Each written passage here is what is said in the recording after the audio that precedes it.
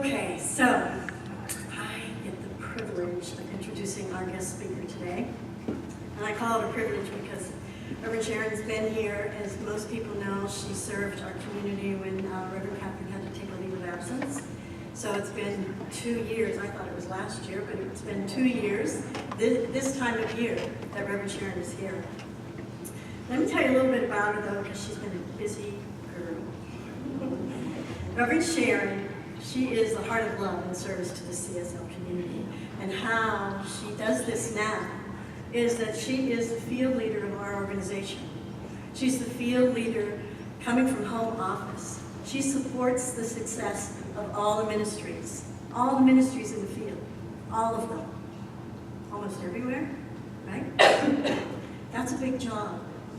And Reverend Sharon has such a big heart that she envelops and enfolds all these ministries.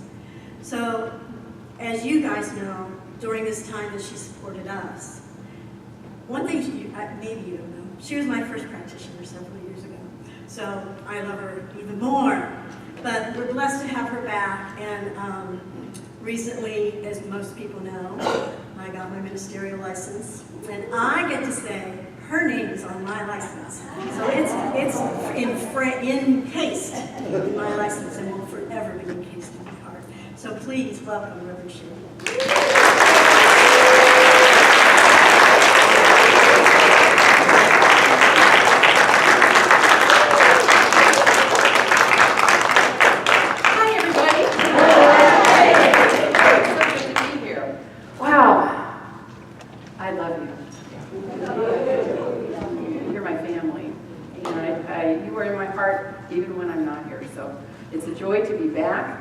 I'm just feeling the fabulous energy in this room. This place is prayed out. Thank you, Thelma. Thank you, Beth. Thank you, Sherry, Reverend Sherry. Thank you, John Paul Smith. Wow. So today, we enter the season of light. I heard that already, Sherry. And so when I think about the season of light, it's interesting because we all know it's the darkest time of the year. The intention for this time of the year, everything goes dormant. We see our trees dropping their leaves. We see many animals going actually into hibernation. The days are shorter, the nights are longer. It's actually an invitation to us to be still, to go within, to rest. How are you doing with that?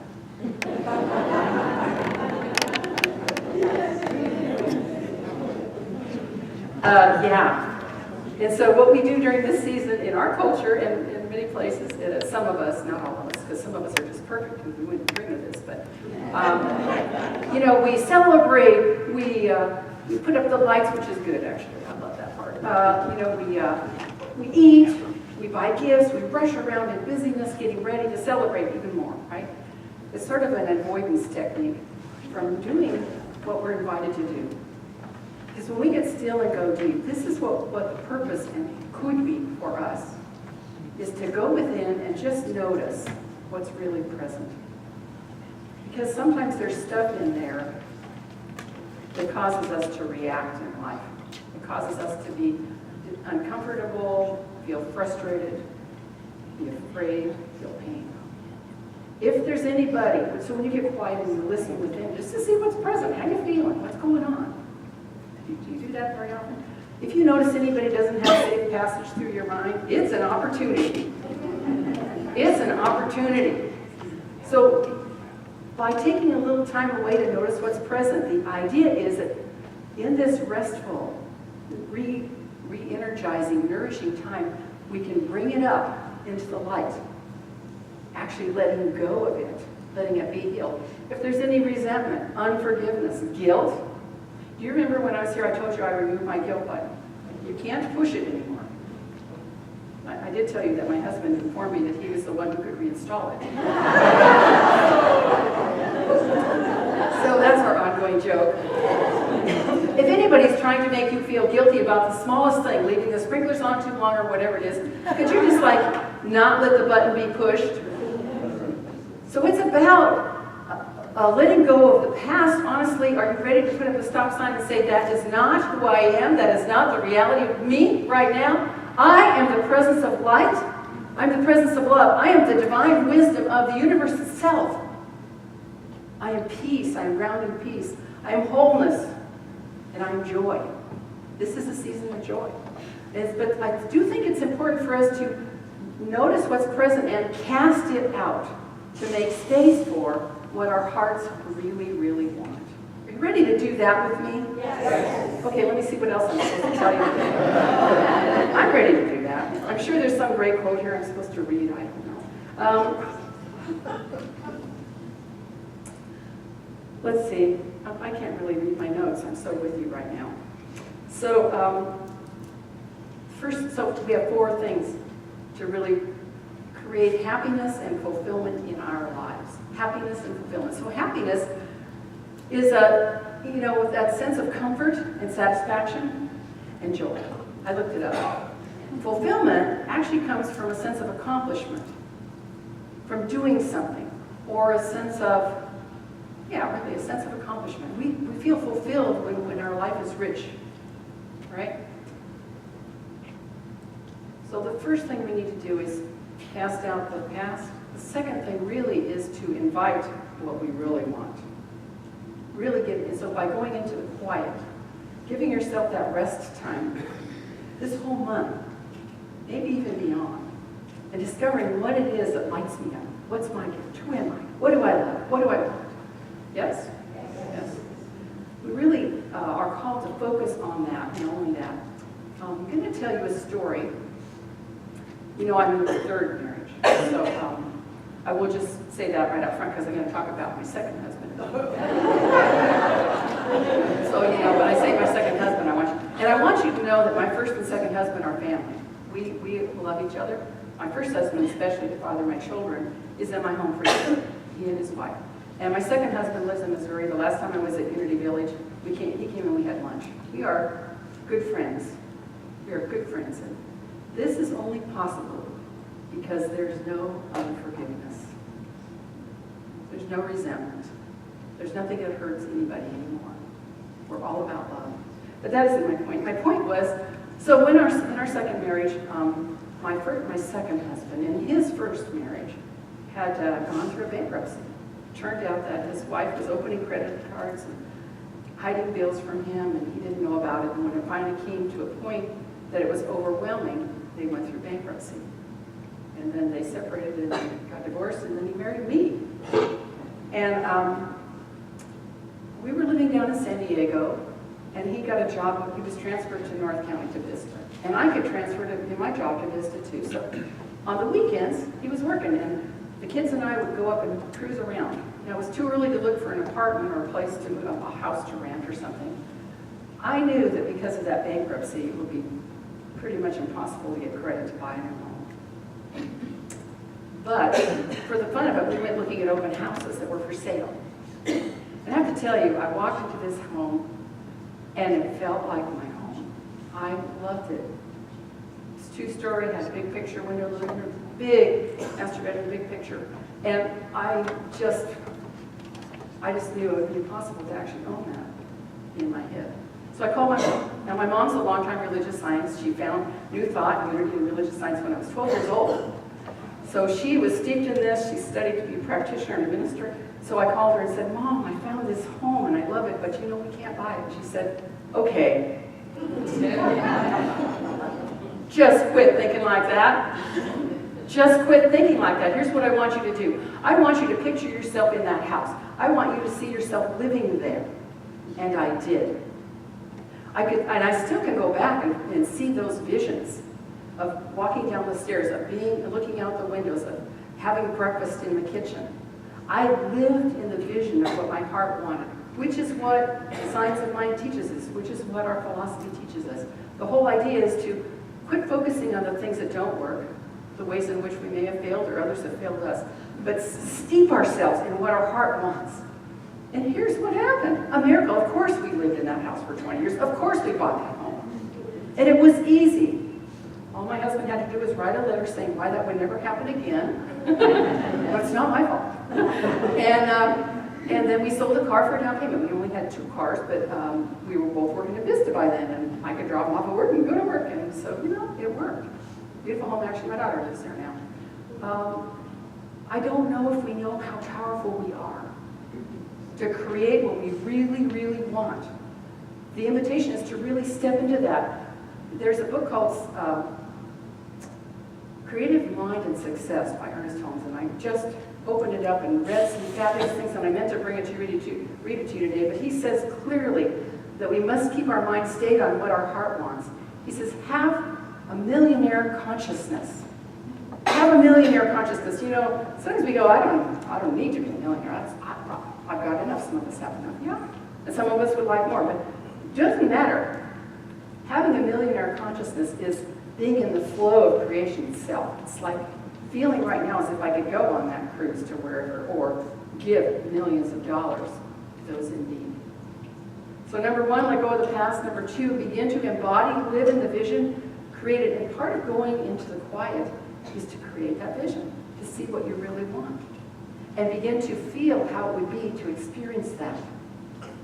That's the place we need to be living now. As we look to the holidays, how do you want that experience to be? What's it going to be like? As you look at the things in your life you'd like to change, maybe get rid of, maybe embrace. Start to picture that. Use the power of imagination. Neville says imagination is God. Imagination is our God power, because that is the place of creation. So imagine it, and then every chance you get, and especially when that crap comes up from the past, go there instead. Just whoosh, put up a stop sign and go to what you do want, instead of thinking about what you don't want. Are you ready to do that with me? Yes. Praise God, I'm so glad. True freedom comes from accepting with forgiveness and love that what we have been through and vanquishing the hold it has on us, bringing the golden treasure back from the cave of our darker depths. Ooh, I'm going to read that again. That's from Bridget Anna McNeil. True freedom comes from accepting with forgiveness and love what we have been through and vanquishing the hold it has on us, bringing the golden treasure back from the cave of our darker depths. No guilt, no unforgiveness, total freedom. Ernest Holmes says, put every negative thought out of your mind once and for all. Be still and let your imagination build a future.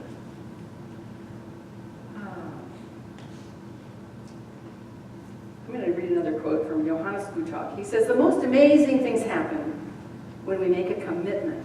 So not only get the vision, but commit yourself to live in it. He says, all the forces of the universe gather beyond our comprehension, beyond our immediate power, beyond your understanding. All support, all funds, all guidance, all intuition come from the moment you make a commitment. So say yes to yourself. Say yes to what your heart wants. It's just amazing to me what's possible. And it's so easy to limit ourselves. I could have just said, oh, well, we've had a bankruptcy, forget it, I'll tell you another story. I don't think I've told you this one yet, but there was a time when I was in the lazy butt period of my life. My husband is an athlete. He hikes and runs 8 miles, whatever, or did at the time. And I, I'm not an athlete. And sometimes we need a good excuse to not do those things, right? So I manifested a real problem with my feet.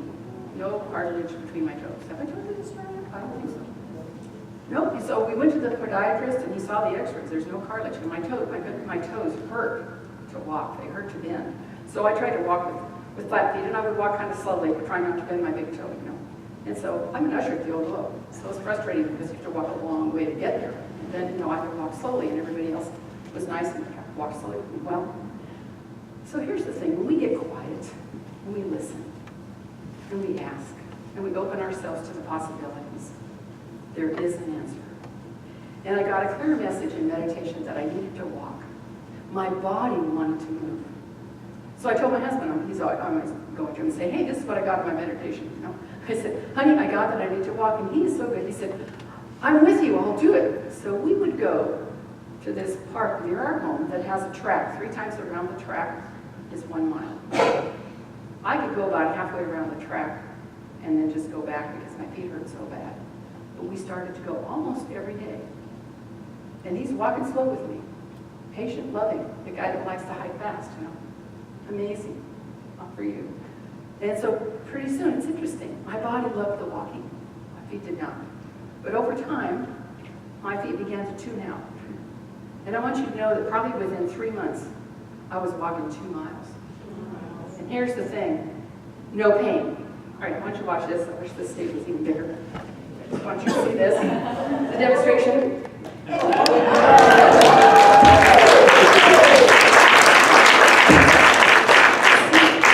Bending my toes, they do not hurt. And I do not know if the cartilage regrew or the nerves all died. I have no idea.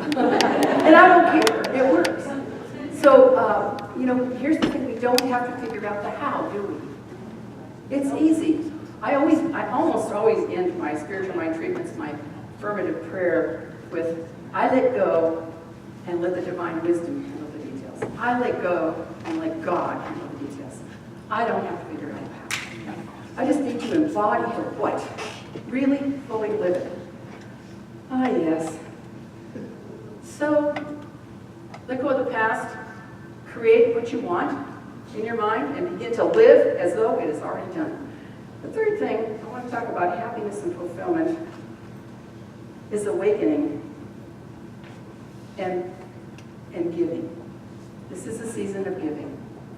We feel fulfilled when we are doing something that makes a difference to others, to the world, to a pet, whatever. So many people here in this community are in service in so many ways. And I am deeply grateful because you help create the experience we have that helps everybody here and those whose lives we touch begin to be the light, the love, the truth of who they really are. So I want you to take a moment in your own mind and think about the ways you give.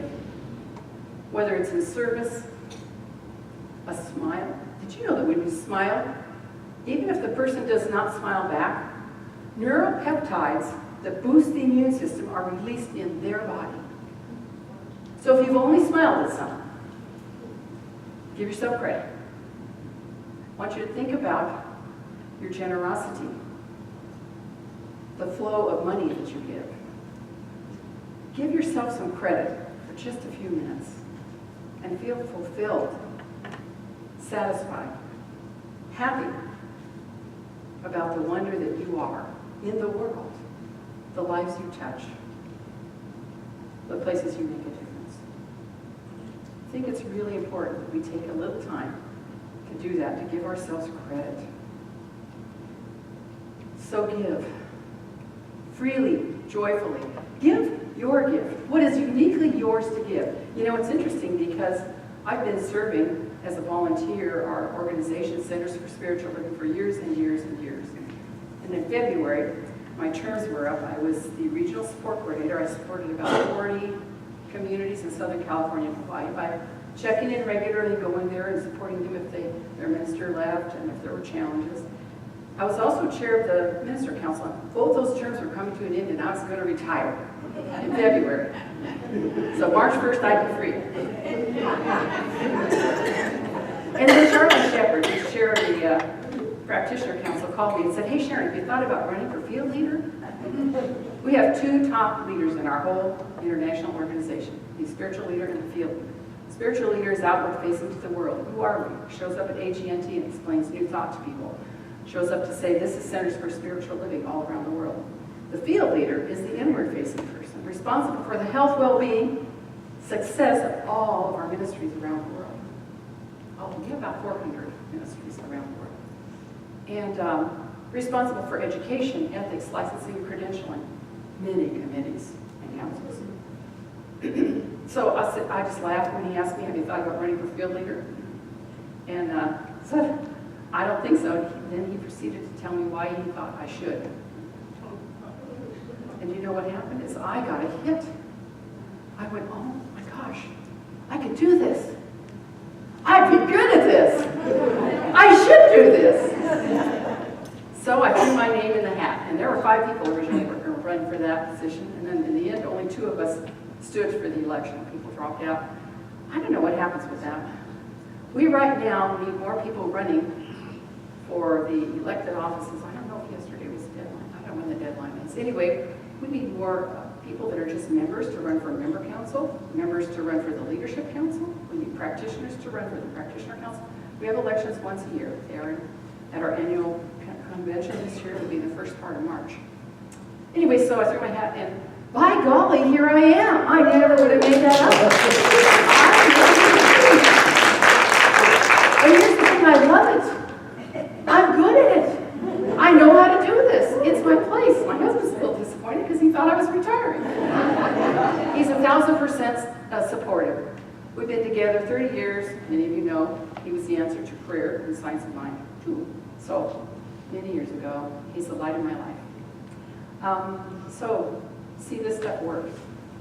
Let go of the past, embrace your heart's desire, and give. Give yourself. That's how I got here. I was doing what I love. So giving should be what's easy, what brings you joy, what lights you up, yes? And when you do those 3 things, what happens is you step into your magnificence. We have a purpose in Centers for Spiritual Living, and we have a vision. Our vision is a world that works for everyone. Our purpose is awakening humanity to its spiritual magnificence. That's what we're about. Waking up. So it's about loving yourself enough to give yourself the freedom to be magnificent. Are you ready to do that? I'm magnificent. Ah, feels so good. All right, would you just repeat after me? I'm magnificent. I'm the presence of love. I am the light in the world. I live in abundance. I overflow with deep peace. I make a difference wherever I go. I know this. I accept it. And so it is. Praise God.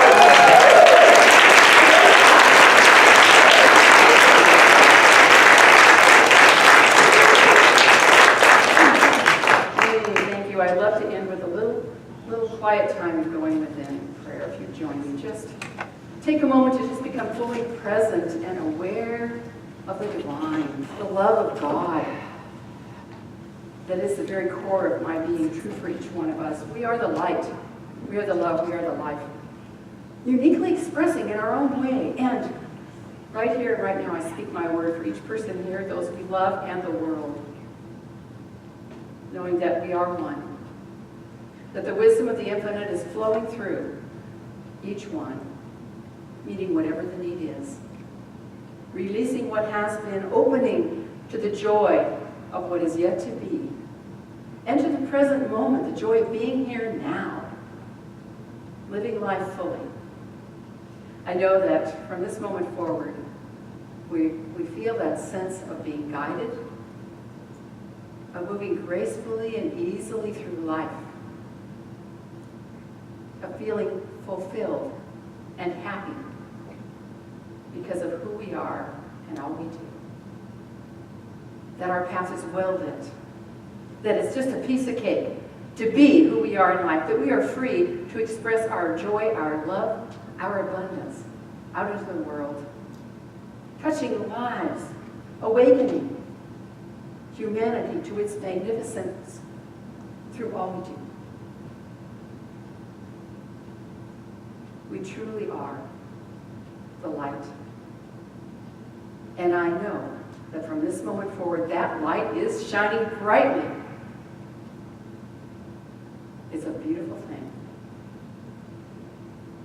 The words spoken here, I know, are simply a revelation of what is already true. So I can let go and let God handle the details as life unfolds beautifully and perfectly for each and every person here, bringing harmony, love, understanding, clarity, peace, wisdom here in our lives and around the world.